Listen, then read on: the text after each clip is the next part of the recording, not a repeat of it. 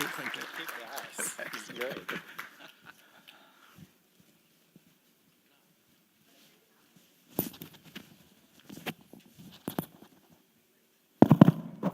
There we go. That was a great announcement. Very exciting. The future of the Canadian currency. We're moving to bigger and better things. Next up, I'd like to introduce Cathy Barrera. Cathy, you do have the honor of being in the middle of everyone and lunch, but I'm sure you will do us justice. Cathy is a partner and founding economist of Prism Group, a firm that specializes in economic and governance design for blockchain projects. Her research on the economics of blockchain has been presented at Harvard, DARPA, and the Federal Reserve of Cleveland. Dr. Barrera is an advisor to blockchain projects at the World Economic Forum and a collaborator of the MIT Cryptoeconomics Lab. Dr. Barrera received her PhD in business economics from Harvard University, where she studied under Nobel laureate Oliver Hart. She is here to speak in depth about a topic you may have heard more on during yesterday's closing panel, blockchain governance, specifically identifying some of the challenges and opportunities we face in the future. I'd like to welcome Dr. Cathy Barrera to the stage. Thank you. Wow. Okay. Set my water. My mic on? Everyone can hear me? Wonderful. Ooh, this is a fancy, okay. Great. I will try to get you out of here quickly in time for lunch. Let's get started. Pressing the right button. Now I am. Okay. In May of 2016, Christoph Jensch, a German theoretical physicist and blockchain entrepreneur, launched an organization that was set to change the world. The idea was inspiring. It was called the DAO, the Decentralized Autonomous Organization. The dream was to enable ordinary people, the kind who would lack the normal wealth or clout that was usually required to be able to invest in startups, to come together and pool their money to fund new blockchain-related ventures. And they would be able to get from that, in exchange for their funding, a share of the profits that those new ventures produced. Now, this idea was already pretty progressive. It built on the trend of crowdsourcing, but crowdsourcing, you usually get an actual item or a good in exchange for the funding that you provide. And so this was really focused on those profits, which were usually inaccessible to these kinds of ordinary investors. But the DAO actually went a lot further than this progressive idea. The aspect of the DAO that Christoph and his team believed was truly revolutionary was that it would enable these small investors from around the world to take direct control of this investment fund. And it would do so using blockchain, and specifically using smart contracts. The goal of the DAO was to blaze a new path in business organization for the betterment of its members, operating solely with the steadfast iron fist of immutable code. Christoph argued that the DAO offered autonomous governance. What did he mean by that? He meant that we could remove central management. We could get around personal objectives and perhaps misalignment, mismanagement, or the potential for fraud by allowing the investors to directly control this fund and by coding everything up so that their choices were enforced using smart contracts. So no more hidden agendas, no more conflict of interest. This sounds really great. But Christoph badly misunderstood what governance is. And in fact, the DAO, its governance was really weak. And today we're going to understand why. So there's going to be two parts of this talk. In the first part, we're going to talk about what exactly is governance. And in the second part, we're going to look at one aspect of governance design. So as I was introduced, I'm Dr. Cathy Barrera. I'm an economist. And at my firm, Prism Group, we help blockchain startups structure their economic mechanisms, which includes governance, in order to achieve the vision of the founding team. This is our framework for economic design. It covers everything from incentive design, market design, token monetary policy, to governance. We're not going to be able to go through all of these things today because lunch is waiting. But today we're really going to focus on the roof of the house, talking about governance. And we want to think about how economics can help us to design these systems better. Blockchain is exciting because you're essentially designing economic systems in code. It may allow us to achieve all kinds of value-generating behavior that we have not been able to achieve with traditional markets and firms. But in order to accomplish that, we really need to utilize the tools of economics to help us understand how these systems need to be designed. So, what is governance? As I mentioned, Christoph didn't really understand what governance is when he said that the DAO offered autonomous governance. So what did the DAO have? I'd argue that it had a set of really robust operational rules. But what's the difference between operational rules and governance? Operational rules are the set of procedures that help us determine how an organization or platform is supposed to function day to day.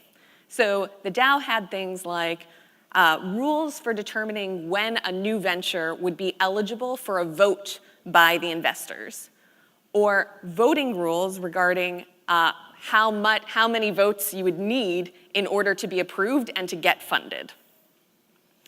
And as I said earlier, these functions of the DAO platform were all coded up. They were really robust and really well thought out. If they hadn't been, then you wouldn't have been able to write them in that code.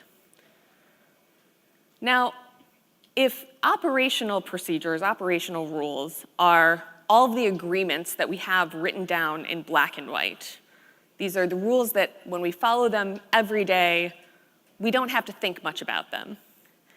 Governance are the processes that help us deal with all of the gray areas in between. They help us address issues of uncertainty, things that are unanticipated or unintended consequences of the platform. So how do I know that the DAO didn't have as robust governance as it should have? Well, if you're familiar with the story, then you probably know about what happened to the DAO. On June 17th, 2016, just a few short weeks after the sale of DAO tokens closed, the DAO was attacked. It wasn't really a hack because the attacker didn't break anything. The person or persons responsible actually used one of the smart contracts exactly as it was written. But because of a flaw in the code, they were able to repeatedly make withdrawals of Ether that was sitting in the DAO account. And the code didn't check what the balance was in between each of these withdrawals. So this person was able to overdraw what they had deposited.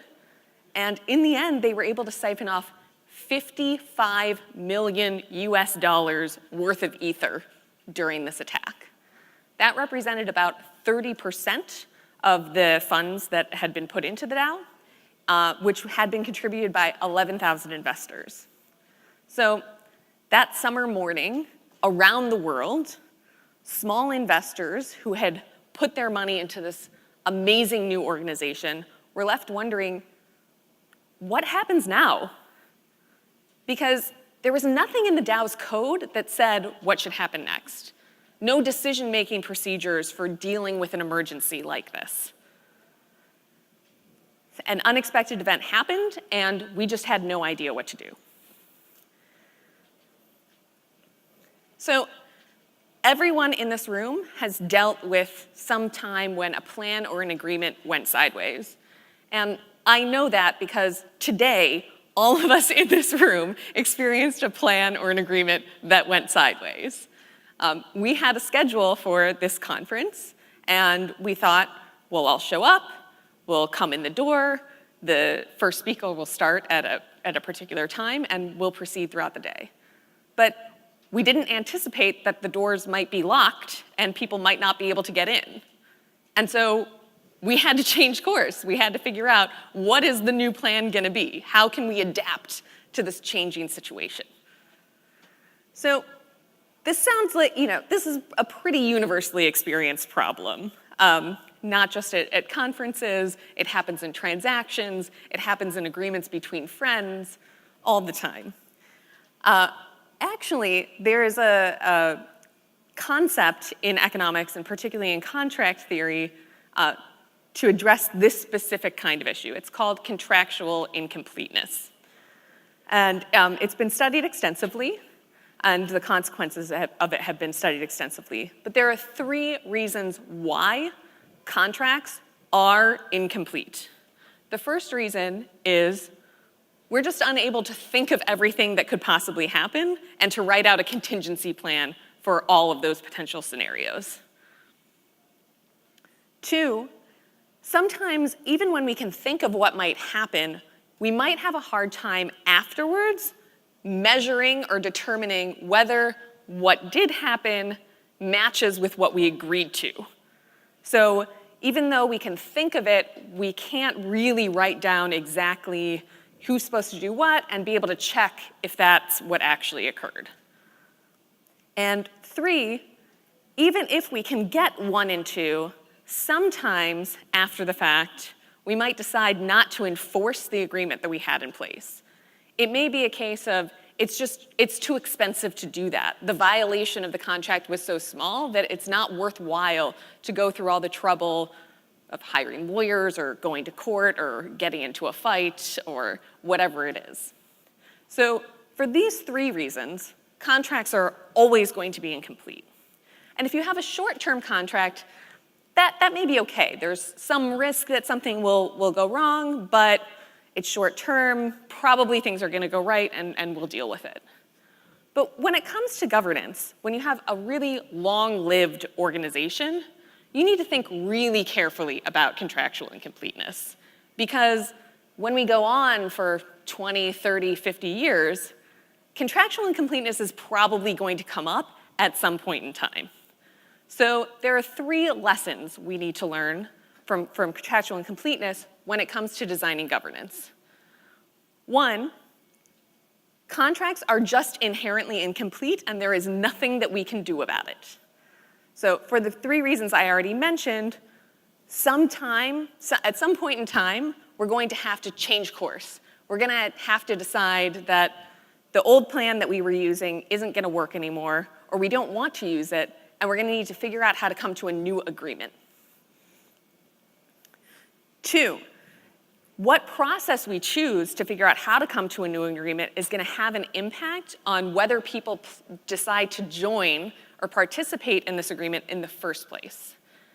And 3, even when people decide to participate, the process that we use for governance is going to have an impact on how they choose to participate. How much risk will they take, for example? So I'd like to use an analogy. It's a little bit colorful, but I like it. Imagine that a trapeze artist has asked you to take a swing on his trapeze. You're gonna fly 50 feet in the air. He tells you you'll swing out, you'll do one of a number of possible tricks you can choose in the middle, and then you're gonna land on the other side. Before you can do that, you're gonna wanna know what's underneath the trapeze, right? Is it a big net? Is it a giant mat? Maybe it's enormous spikes or a pool of lava, right? It's going to matter. It's gonna have an impact on you whether you choose to do anything on this trapeze, or if you do, how much risk are you gonna be willing to take? What kind of trick are you gonna be willing to do? So the trapeze routine is like your operational rules. And what's underneath the trapeze is like your governance design. And luckily for you, as folks developing blockchain platforms or interested in investing in blockchain platforms, you can have some impact on what exactly goes underneath that trapeze in order to encourage people to join the platform and to participate in the ways that you'd like them to participate. So, we know what governance is for. Governance is for dealing with situations where the plan that we had is no longer going to be the plan that we will use, and we need to come up with a new plan. And there's two possible conditions under which this situation arises. Either we had an emergency, kind of like the DAO. The plan that we used just failed. It's just something is badly wrong with it, and we need a new plan. It could be an emergency. But sometimes we just decide, you know what, the plan's working, but we'd like an even better plan. There's something different that could suit our needs better. And so in that case, we want to be able to make upgrades. We have to have procedures to be able to do that. So how do we do this? How do we come up with the procedures that will allow us to deal with these two types of circumstances?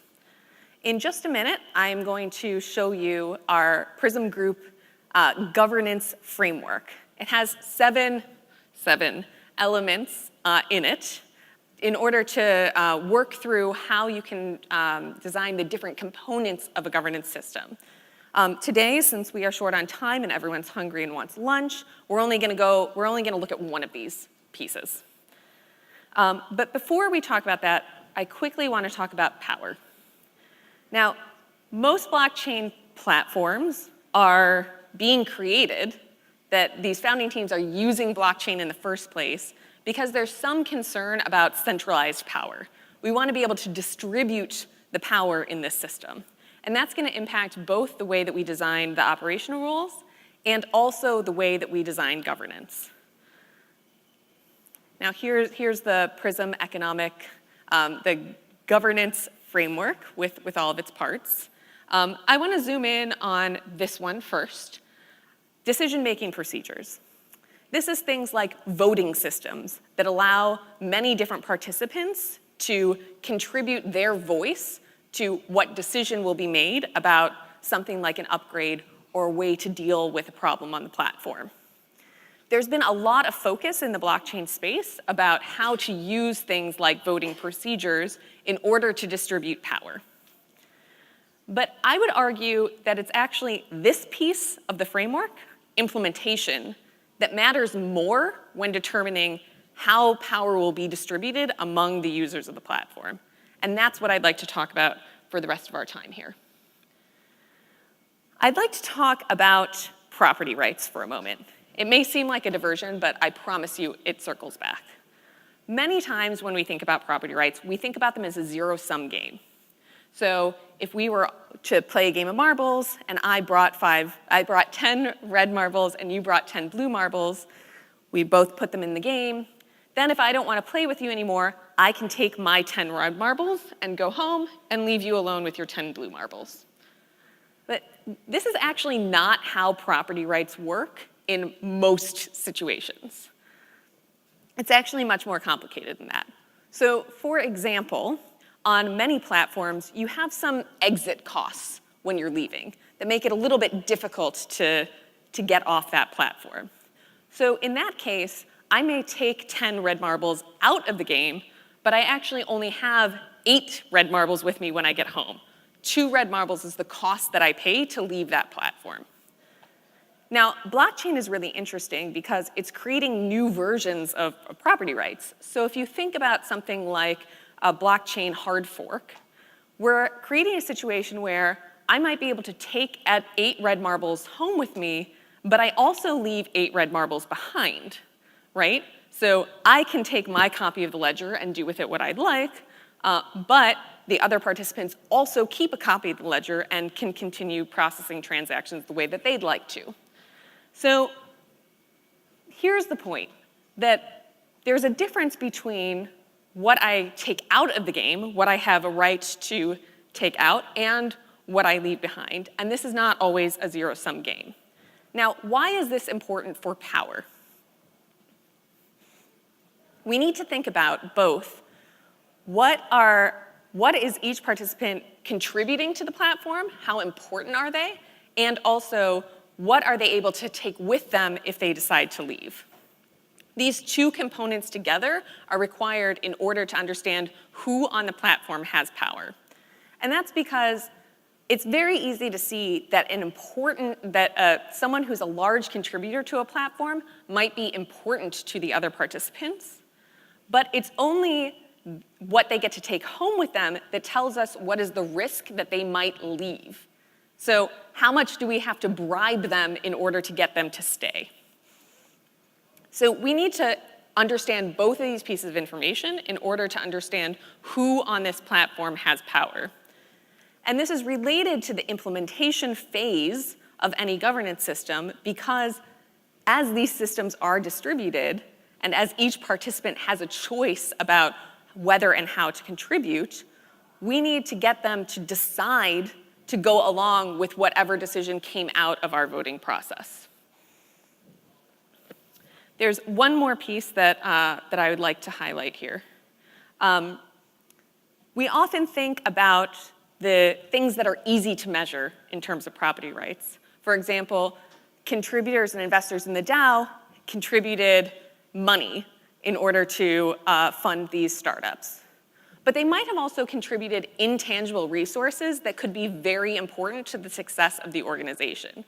For example, members of that DAO community might have brought potential investments to the table. They might have known entrepreneurs in their network who needed funding. And those contributions could be just as important or even more important than the financial aspect of what these users brought to the table. So when we're designing the voting system, it's going to interact with these property rights, right? The way that the DAO was designed allowed any contributor to pull out their funds at any time. And the thinking was, this made everyone a little bit more free. It made the system a little bit more egalitarian.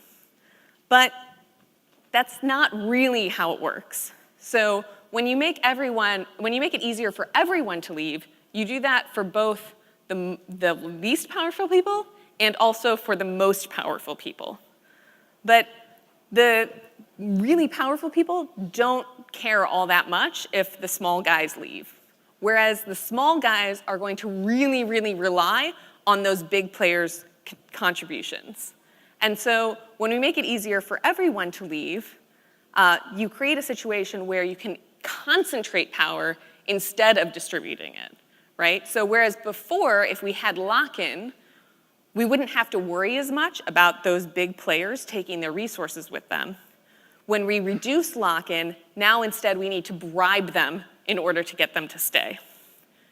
And this can have 3 potential negative impacts on the way that your voting process works. So one is you have a potential where policy wins a vote, but some powerful entities decide that they don't like that policy and they'd rather leave. And then the weaker participants decide to capitulate because they don't want those big contributors to go away. Another potential problem is that in anticipation of these powerful players potentially leaving, the outcome of the vote doesn't really reflect the preferences of the community. So we've given people voice, we've given people vote, but they don't use it. And finally, a big potential problem is that you're not able to actually keep the community together. So you have the vote, people decide to implement the vote, and some important contributors actually decide to leave.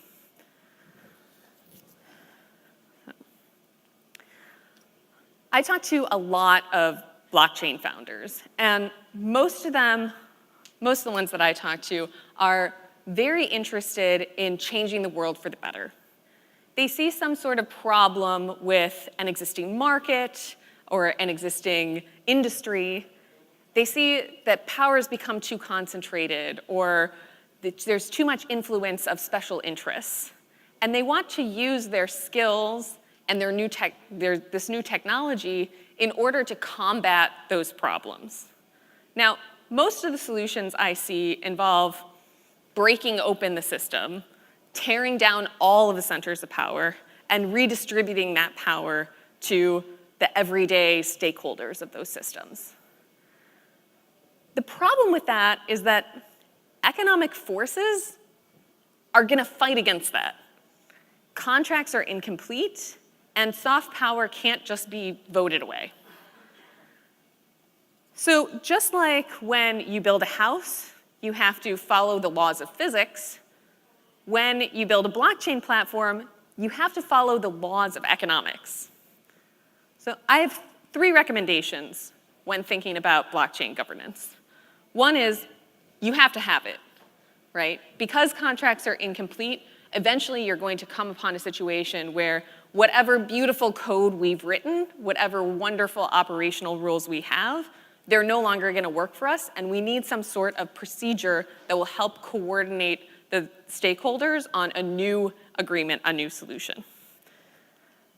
2 is to think broadly about the types of mechanisms or solutions that might help you get to your goal. So you might have thought that eliminating lock-in would be a great way to make a system more egalitarian, but it may turn out that creating lock-in does a better job of getting you towards your goal. So be open to things that might not look the way you thought they would look. And finally, think realistically about what's going to be actually accomplishable. I want to be very, very clear. I'm not advocating incremental change using blockchain. In my field of economics, contract theory, we have this dual concept that's used in literally every academic paper. It's called first best, second best. The first best means it's the world we would like to achieve, the most efficient, wonderful outcome we would like to see happen if we didn't have incomplete contracts or moral hazard or asymmetric information. The second best is what we can actually accomplish, given that the world does have all of those complexities. So first, dream big. Imagine your revolution. Imagine what you could do with blockchain technology. But then get down to brass tacks. Figure out how close you can get to your goal and what tools you need to get there. Thank you.